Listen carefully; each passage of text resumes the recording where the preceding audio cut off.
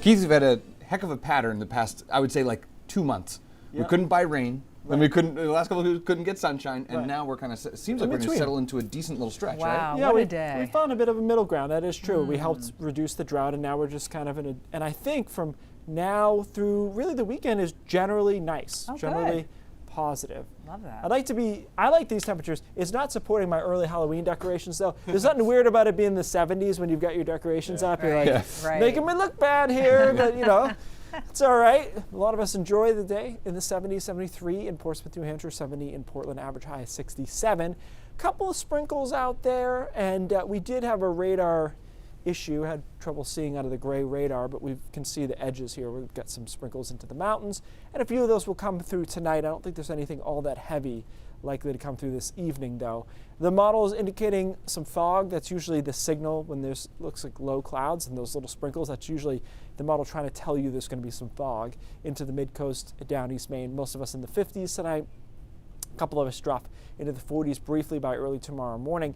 Tomorrow's a little unsettled, but I don't think it's a bad day. We're dragging a cold front through. Good luck finding it on this map, though. It's just kind of a diffuse front that comes through with a couple of sprinkles, a mixture of sun and clouds otherwise. Temperatures a little cooler than today, probably mid-60s will about do it for high temperatures. But I don't think it's a bad day considering a front is coming through. And once that front goes to our south by Thursday morning, it is cooler. It's a little bit crisp and breezy, but it's not bad on Thursday either. We're back into the low to mid 60s on Thursday afternoon, and then we set up for a nice day on Friday with a lot of sunshine. So really kind of cruising here pattern-wise once this front comes through tomorrow. High pressure in control, and that same high will rotate over us for the weekend, and the weekend looks good, especially Saturday looks really nice.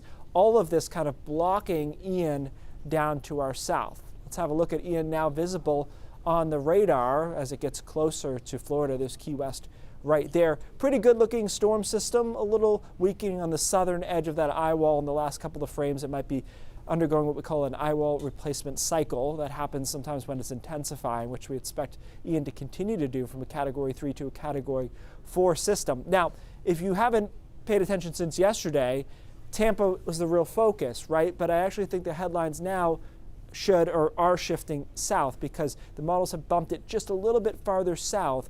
And so instead of Tampa, although they'll still get impacts, I think you're really looking at Venice to Sarasota down to Fort Myers. And so Charlotte Harbor here, which is right here, could have some problems, will have some problems with this new path. But look at the winds in Tampa. See how the winds are pulling now offshore? So what that actually does is drain some water from the bay, which is a good thing for them. So unfortunately, the bullseye has shifted to the south, and it's going to be a big problem for farther south down towards Fort Myers. That storm it's tucked under the ridge for us, and I don't think we'll get anything, maybe a couple of showers loosely related to it on Tuesday, but you won't know the difference. It won't feel like much. So our weather is cruising, looking good on Saturday, and Sunday's a bit cooler in the low 60s.